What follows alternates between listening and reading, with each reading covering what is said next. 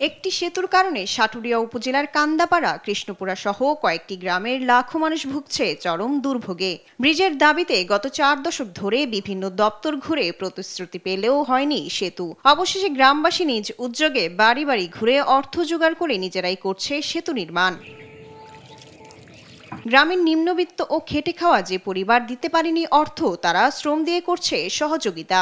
সেতুটি নির্মিত হলে মানিকগঞ্জ ও ঢাকার সঙ্গে যোগাযোগেও আসবে গতি। তবে অর্থাভাবের কারণে শঙ্কা রয়েছে সেতুর কাজ থেমে যাওয়ার। এজন্য প্রশাসন, সমাজের বিত্তবান, প্রবাসী ও স্থানীয় ব্যবসায়ীদের এগিয়ে আসার আহ্বান জানিয়েছেন গ্রামবাসী।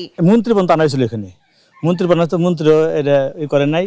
শেষ মুহূর্তে আমরা এলাকাবাসীর সবাই মিলে এই টাকা সবাই দিছে আর কি, সবাই দিয়ে এটা কাজ শুরু করছি আমরা। সেখানে দেখা গেছে যে কেউ মোটরসাইকেল নিয়ে পড়ে গেছে বা সাইকেল নিয়ে পড়ে গেছে। অনেক সময় স্কুলের ছাত্রছাত্রীরা নৌকায় থেকে পড়ে যায়, ডুবে যায়। এরকম একটা পরিস্থিতিতে আমরা সরকারি বিভিন্ন দপ্তরে যোগাযোগ করেও যখন আমরা কোনো কিছুই সুরাহা করতে পারি নাই, তখন আমরা এলাকাবাসী উদ্যোগ নিয়েছি যে আমরা নিজেরাই করব, নিজেদের অর্থায়নে, জনগণের অর্থায়নে। ওই সুবাদেই শুরু। এখন আসলে আমাদের এলাকাবাসীর জন্য খুবই কষ্ট হয়ে যাচ্ছে এই কাজটা করতে। প্রায় 20 লক্ষ টাকার উপরে খরচ হয়ে গেছে, আরও প্রায় 15 লক্ষ টাকা প্রয়োজন। স্থানীয়রা সরকারি কোনো সহযোগিতা চেয়ে আবেদন করলে তা যাচাই করে সার্বিক সহযোগিতা করার আশ্বাস দেন উপজেলা নির্বাহী এই কর্মকর্তা।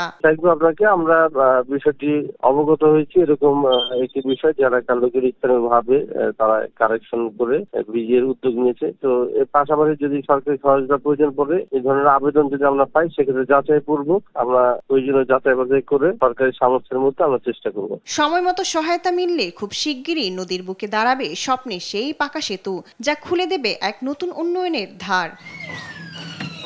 শায়লা খান, নিউজ ডেস্ক, দেশ টিভি।